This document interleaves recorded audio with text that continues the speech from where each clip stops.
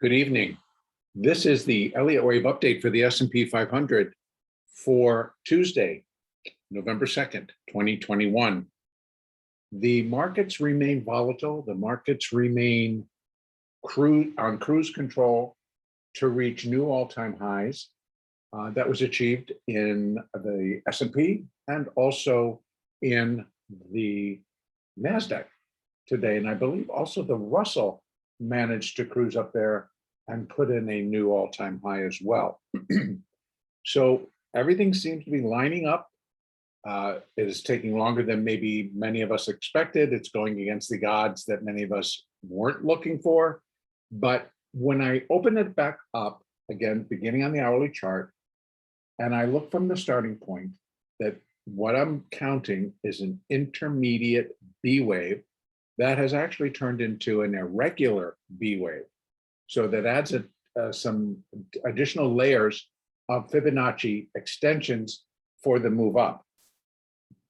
Everything continues to follow fairly clearly the same pattern.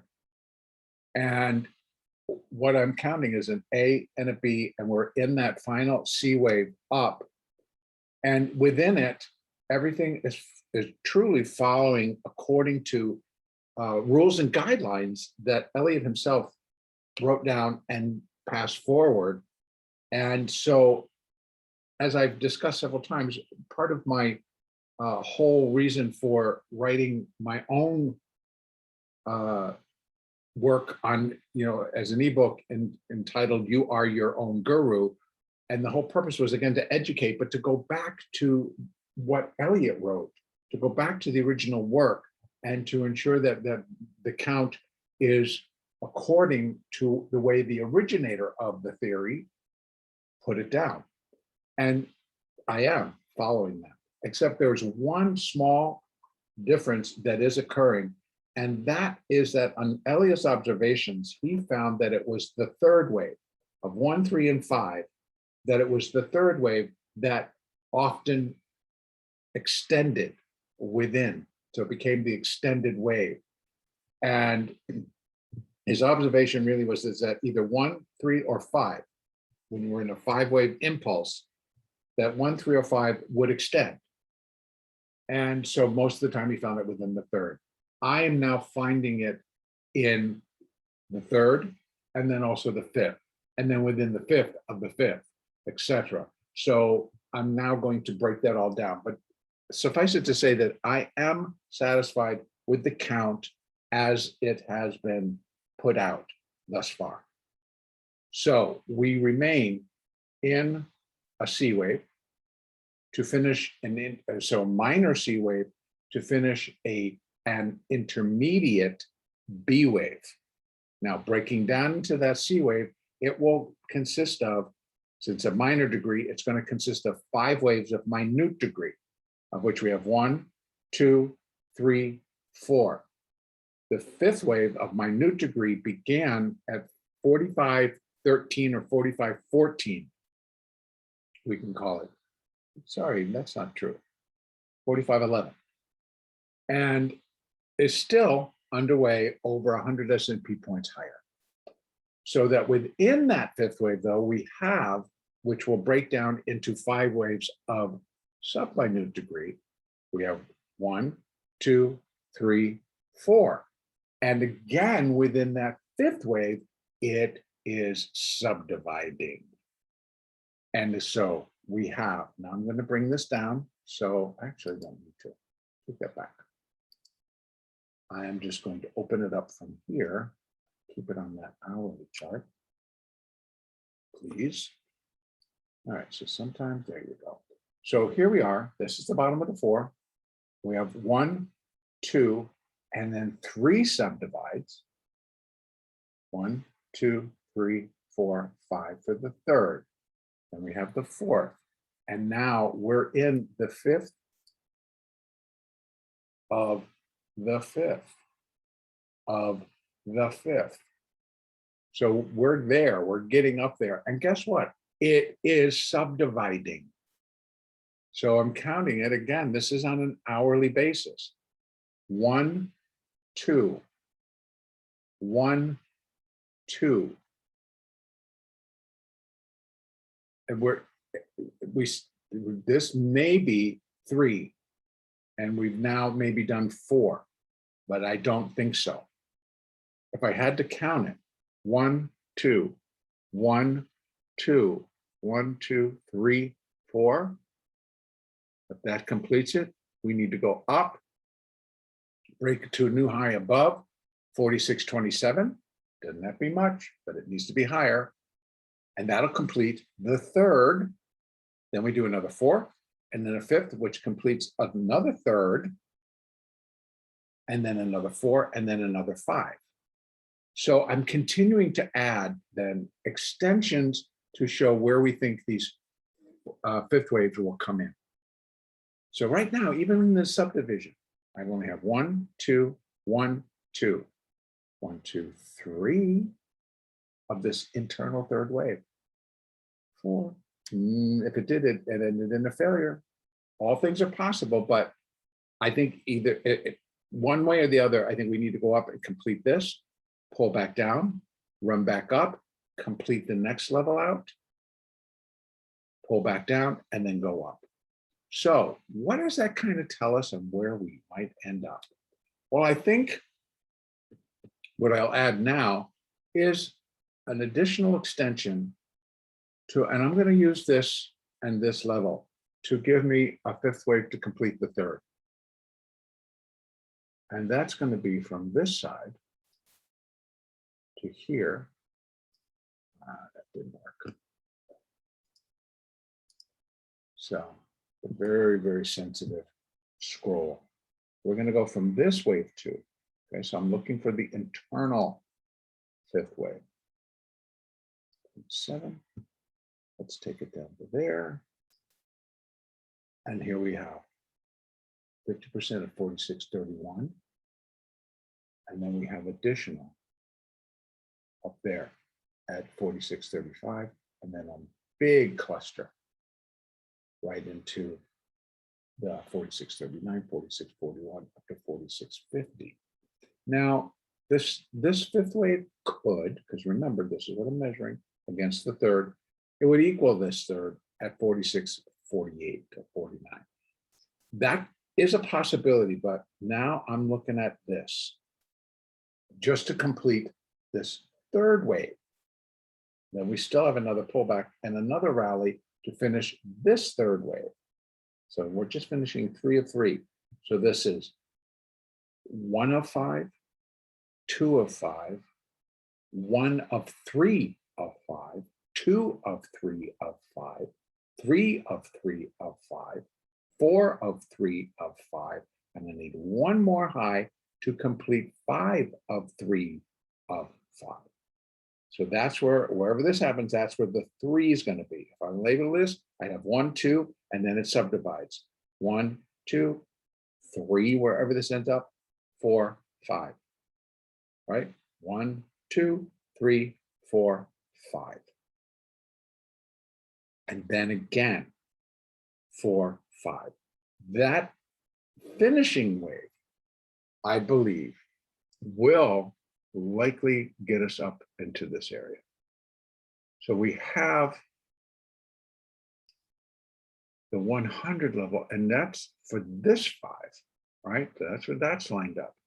So for this whole complete move, it's still wrapping itself very cleanly around 46.60. Now I'm getting more of it. So again, we have it from here at the 3A2 for the larger fifth. Excuse me, the 3A2 is for the whole B wave. This would then equal 1.7 if it gets up that high. This fifth wave equals 1.70% times the length of its third. Still fits. And then we do again, this fourth comes in at 100% at the same level. Now we've got another strong point right there. And then we have this to complete that third, and then another pullback, and then I'll add that final which will go from this point up to the top of the third, down to the bottom of the fourth. So then we'll see. And I am getting more convinced that the numbers are going to be correct and that the S&P will ultimately at least get up to, come on, at least get up to 4640-ish to 50, and then eventually to 60. So we have all those wonderful round numbers, 4640, 4650, 4660. And that's what I think is going to finish this whole glorious move. And then we should see a change. Now, tomorrow we have the Fed. They're coming out with their meeting results. The expectations remain that the Fed's going to start to taper, but they were buying the bonds today. Again, if the way to taper is they're going to, start to pull back the auctions and, their buybacks, and everything starts to get tapered. And then eventually it leads to higher rates. But they may do that again tomorrow as well. So I think that the market will have a reaction one way or the other. The way things are seemingly playing out right now, it's not going to be a reaction that they're going to be all wigged out about. So I'm thinking that they're pricing in a positive reaction, maybe not, but a positive reaction to the results of the Fed meeting. Now, this market could easily just get up, finish its third, and then get the news, drop back down in a 4, and then realize, don't have to worry about that, and then run up and finish. That's the scenario that I'm kind of laying out. Doesn't mean the market has to do it by any means, folks. So upside, we're giving our levels. Downside now, say we get the shock of the shocks. We're going to know it, and we'll know it very quickly because they will start heading for the exits like unbelievable, unbelievably quick. I believe there'll be massive sell orders pushing a button and hitting the market, at the market. So there will be a huge vacuum because these buyers will turn seller, plus just everybody who wants to sell. So if they're not accepting what is being said by the Fed, this thing could just roll. Now, again, hourly chart, when they start breaking the 20, the 50, get out of the way, go with. And the 50 sits at 46, 4604. We're only at 4620. The 50 has walked its way all the way up to there. So that's not going to be a problem if this is a disappointment for that hourly chart to go slap down and really just start breaking below 4,600 pretty quickly. And the 200, the hourly 200 is just sitting at 45.63. That's not much of a problem. Then you got to go out to the daily. You check it on the daily. Again, this is a big disappointment in terms of that's what the news will bring about, the major shock to our system. So here, I got to take some of this off. You'll bear with me while I clean up the chart a little bit here. There we go. And then I'm going to take this guy out too. There. So here we are way up here in the stratosphere. And we're well above that 4. Come on. My computer, this is just, it's the mouse. It's being super. Look how far up we are. New all-time highs. We're going to hold them. But at this, on a daily, to start showing weakness, needs to close below the 4. Not only get below it, it needs to close below it. Then it needs to close below the 8. Then it needs to close below the 20, which happens to be at 45.20. So there's a lot of work ahead for the market to really put in a confirmed, supported high. It needs to start breaking down, and it needs to break down. And this is what I'm talking about. I think even on a daily basis, if the news is totally rejected by the market, whatever their decision is, the Fed, the market doesn't like it, then I think we start to slide. I think getting below 4,600 very quickly should not be a problem. And we'll go from there. But right now, I'm not really looking for that for tomorrow. I can't say that it won't happen, but I somehow just don't think. And this is kind of looking We're just holding in the pattern.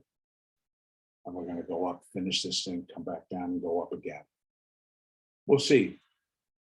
Downside, like I said, we'll know because it'll happen real quick. That's the level I believe we're at. It's not we're just going to play around. We'll just bring it down and keep it above 4,600 because we're still bullish. No, that's nothing news. If news is going to upset the market, it's going to take it below 46 in a heartbeat. That's where I'm going to leave it. Stay focused, trade smart, use the moving averages, let them guide your trades. We're going to have volatility in both directions. That was evident today. It's been evident for the last week or so. It's going to continue until we've reached our levels, our top, and then we can begin the next move. We can begin the next sequence. And then the volatility will follow the sequence. Okay, so I'm going to leave it. The next update will be Wednesday, November the 3rd.